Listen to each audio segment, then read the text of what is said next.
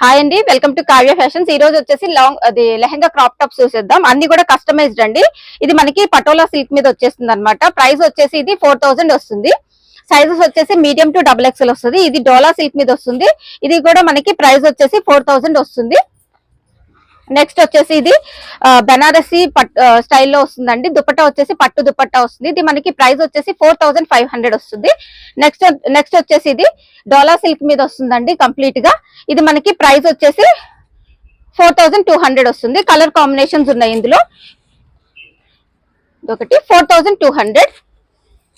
Next వచ్చేసి ఇందాక peacock print లో చూసాము. ఇది వచ్చేసి డీడ్ వర్క్ లో వచ్చేస్తుందండి. 4200.